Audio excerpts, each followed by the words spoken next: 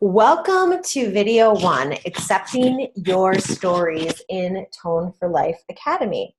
It's all about getting into that acceptance of who we are and what we are. So I'm just going to get straight down to it. We're going to do a little bit of background here. Ever feel any of these emotions? And so I want you to start questioning yourself. Have you felt, we've all felt them, right? We've felt angry, we've felt sad, we felt frustrated, disgusted, depressed, insecure, judged, fearful, lonely. Have we felt happy, joyful, creative, loved, beautiful, content, humble, blissful? So if you've ever felt any of those emotions, you are basically human. And so that means that you understand and you're aware of the emotions that we have. And I remember there was a point in my life where I was reading books to my kids when they were real little, the Winnie the Pooh series. And it was all about emotions. And I was actually, at that point, I really didn't understand what an emotion was when I got down to this level. And so that's why I'm starting here, because there is no judgment. At some point I didn't understand what emotions were. And I basically, would try to not in an intentional way, but I just wasn't aware of what they were because I didn't want to feel the negative emotions. But then that kept me from the better emotions, right? Because I was always trying to eat my way out of feeling, any of these emotions on the side here, the angry, the sad, the frustrated, the disgusted, the depressed, insecure, judged, fearful, lonely. I didn't want to go into those feelings, so therefore I never let myself feel them. And so that would then keep me, though, also from feeling truly happy, joyful, creative, passionate, love, beautiful, content, humble, blissful, because I didn't want to face those. So I just want you to kind of, at this moment, if you're jotting some things down, maybe start to think about these emotions and start to get more comfortable with them as we're accepting our life and our stories. Because the more that we can get comfortable with these uncomfortable feelings, knowing that they're normal, they're part of life, the more that we're going to be able to make a change, right? And so that was me. I wanted to get to the happy, joyful, creative, love, beautiful, content, humble column, but I wanted to be there all the time. I thought, that was normal. And the more I kind of researched that, I was like, well, that is where I'm at most of the time now. But before, I would say I was kind of in this angry, sad, frustrated, disgusted, insecure, judged, fearful, lonely, quite a bit of the time, kind of that comparative, that ego role. So, and neither is good nor bad. So that's why I want you to know today right away is neither is good or bad. It just is. And so I want you to be aware of what those emotions are. So what drives the emotions or the feelings that you're experiencing, right? There are drivers, there are things that make us feel these emotions, that bring us into this state. And so the number one thing that brings us there, guys, is a perception. So perceptions, what are they? Well, they're just a way of regarding and understanding or interpreting something, a mental impression. So all of us are coming to this video today with a different perception. And bear with me, we're going deep so that we can come up, okay? And so if you're like, where is she going? I want you to stay with me here today. So we're all coming into this video with a different perception. So I don't know, how you were brought up or how your day even went to this point. And then, maybe you have a certain perception around, maybe you grew up without a mother, right? Or you grew up with a very critical family home life. Or maybe your mom was that loving, doting, happy place for you. So when you see me in this female role teaching this today, your perception is that of maybe a negative state, or you're lacking trust, so you're wanting to find that more, Or maybe women, that women connection is such a happy, trustful state for you. You're coming into this video with that. And so that's where all of our perceptions are different, and it drives our emotions, because the way that we might have perceived or done life, around like a woman figure in our life to bring us to this video when a woman is teaching, gives us a different connotation. Or maybe we're very in touch with our emotions, and we've, read the Pooh books, and we are, way above that. Like, we've sat in our emotions, and so you're very high functioning when it comes to emotions. You're very aware of yourself. Or possibly the perception is that, yes, you want to just be happy all the time, and that's where you want to live. So you do try to avoid the negative emotions. I don't know, but understanding and interpreting and our mental impression is everything. That's what drives the emotions or feelings that you're experiencing. So your perceptions are responsible for how you emotionally respond to all events. And so that's my second point here. Because based on how you look at that woman figure, or how you look at being taught, or how your day has gone up to this point, maybe you've had a lot of stressful events coming into this video, and you're just trying to settle in and hear what I have to say, but in the back of your mind, you've got things going on. That's going to be how you emotionally respond to this event and what you're going to take in. And for all of us, that's very, very different. Life is different based on the way we perceived it and where we are at this moment in time. Everyone has a different perception. That's what's cool, but that also can hold us back to some degree. So let's use an example of throwing a ball indoors. So all of us are going to have different perceptions of what that is going to be like for us. So if you grow up in a house where tossing the ball indoors was routinely done and it was fun, then you may associate really good feelings with tossing a ball inside and having no concerns, right? So it's just fun for you. That was something that was rejoiced and done, and no one ever even mentioned it, or it was just like a fun time to do that, right? And so that is one perception. That is one person's perception.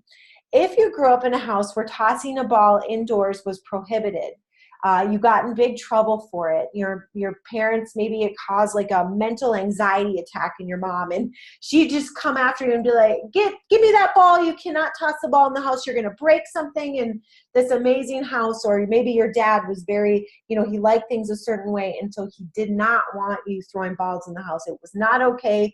Common sense tells me you're going to break something. You would then associate, fear to throwing a ball inside and worry about breaking something, or maybe worry about making that confrontation happen. So that's going to be a lot of your mental state and your perception of throwing a ball indoors. So it's very different based on, how you perceive it, and maybe your initial reaction to how that happened. So that drives different feelings in different people. And so that's where this individually, is why we're so individual when it comes around fitness and food and, how we're going to do life and how we're going to become more successful. We got to figure out what drives our emotion and what are our perceptions. This is huge.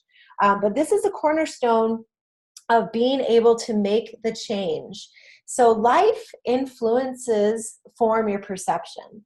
And so influence and experiences that we have had from birth to today form our perceptions, which develop into our beliefs and drive how we respond to all of our events.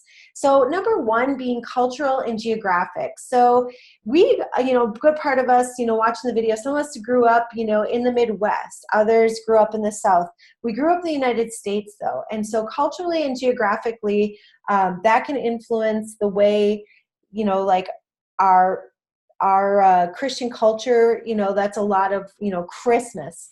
Like we do Christmas, we celebrate Christmas, we kind of know, and even if you're Jewish, you're going to maybe do, different things based on, and have different beliefs based on, Jewish beliefs or Christian beliefs. So they kind of forms our perceptions from birth. And whether or not it's right or it's wrong, it just isn't. But it is how you perceive life. So it all has to do with like the culture you grew up in. You know, like if someone is in a Muslim culture, you know, the women don't have as much influence on things. I mean, they do, but they do have a certain role. And so the way that you perceive women and the way that you do life around that is going to be very different just based on your own culture. You know, let's kind of go into culturally, like the Christian around Christmas. You know, people don't work on Christmas Day typically. That's a celebrated holiday. We give gifts to each other, you know, and kind of believe that Christ was part of the gift giving, you know, and so we're doing good and we're giving gifts to each other. Or, you know, maybe the culture in your family, because it was so gift driven, was, you know, who can give the best gifts or who can be on their best behavior during Christmas. And so it just really, really depends on how you grew up, what was taught in your home culturally. You know, some people, it's okay to culturally, you know, swear or do certain things, and that's accepted in their culture and geographically based on their location. Social and societal. So socially, you know, at your school, at your public school, or maybe you went to a private preparatory school, and so socially, or within your, you know, family, socially, you were you know, girls needed to wear dresses and boys needed to be really boy-like, or, you know, or maybe girls and boys needed to be meshed together in a social situation, and girls had to, you know, act a certain way in front of their fathers, you know, depending on what their father's, you know, viewpoint was. And so it just really depends on socially where you're at, and societally how you're going to perceive and you're going to do life. And so environmentally, you know, like what was your environment growing up? Did you have two parents? You know, maybe some of us had, you know, a family, but we were adopted into a family. We still have the two parents. Maybe we grew up in a single parent home, or maybe we grew up where our father worked all the time and our mom was home, or both parents were working or were divorced. I mean, there's so many different scenarios, and each of these life influences start to form your perception. And so you can see where the norm in one family or environment is going to be completely different in the next. You know, like if you had that typical mom who made dinner and dad came home at 5:30, if you're a girl growing up in this home, then you knew that your role and, you know, what you needed to do was prepare the food with mom or do the chores like that. And that was going to be your role. And that's your perception of how things need to be done. Is it right or wrong? No, it's definitely not right or wrong. There really isn't any right or wrong per se.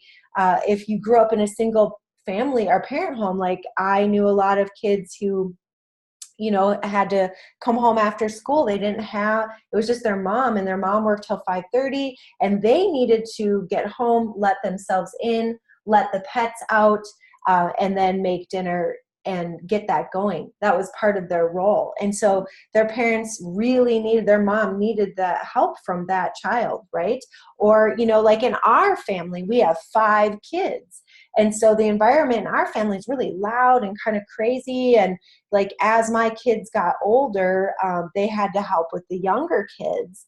And that was just the way it was. And so, you know, the environment for those guys and their perception is going to be different, like, you know, than an only child per se. So it really just depends on your, you know, cultural, geographically, your social and societal, your environment, and then your early life. You know, how was your early life? Like when you grew up, was there a lot of stress around you, or was it a very, you know, was it a home where you could kind of say anything and do what you wanted to say, be yourself, and your parents were really had your back and they wanted to support anything that you were going to go do? Or was food a mainstay of your early life? You know, if you felt hurt or if you felt, you know, a certain way, would your mom, you know, get food as a part of a comfort thing? Or, you know, for me, when I was younger and I went to the doctor, I knew that I would get a treat after. So this is where we start to form our emotions and our beliefs around food and around pain and around, how we're going to do life. Like if your parents were anxious, all the time, then your early life was a little bit jarring, right? And so you kind of come into life thinking people are going to be anxious and you want to avoid confrontations. If you were rewarded for your doctor appointment with an ice cream cone, then you think if you're sick, you need to eat and that's going to comfort you. It just really is dependent. So parents' beliefs become your beliefs. Unfortunately, in some cases, that's the case. And you just need to know that to make the changes. And so that's been key in my life and in the clients' lives that I've worked with. And so perceptions we carry ultimately determine your choices and habits based on who you believe you are. So you start to, make these habits based out of your perception, starting from early life, starting from how you grew up, all of these things. And so you don't have to overthink it, but it's just good to be aware of that. And so that we can start to become aware of what you believe, who you believe you are, and what you believe your place and potential is in this world. So a lot of us, believe that we're, worthy of great things. And then we become those great things. We believe that we are worthy of, exercise and brushing our teeth and going to bed on time and reading books and, filling ourselves up. And so that's what we do and become. And then what we go endeavor in life, we don't overthink it. We just do it. We believe that's what our potential is. Others of us, believe that we've tried things and then we failed and we're kind of stuck in that fail cycle of, every time I've tried because I've failed, so then I quit and then I feel bad and I kind of want to hide from that emotion and I want to feel happy. So I don't want to look at the bad, I want to go to the happy. And so that's kind of where we get stuck and we believe our potential is to fail, unfortunately. And it's just a belief. And so that's where I want you to kind of get excited and happy about the fact that this is why I'm starting with acceptance, is just knowing where you're at and how you perceive your world. Like, is your world stressful? Is your world about pleasing people? Is your world about, getting food to comfort yourself? What is your world? How does it look for you? Is it, you can get to this certain potential, but then you kind of know you can't get past that. Or do you perceive your world as like out of control, or you just don't have time for the things that you really want in your life? It's all about the perception and how you perceive it. And it starts from the time we're very young. And so from there, whether you think you can or you think you can't, you're absolutely right. And that's the key, guys, is that we think we can, we think we can't.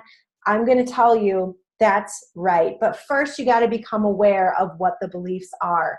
And so that's where this worksheet that I'm going to have you download, I want you to, really start to go deep, and we're going to analyze what our thoughts are, what our behaviors are, what kind of things do we do when these thoughts happen, so that we can become more aware of who we truly are.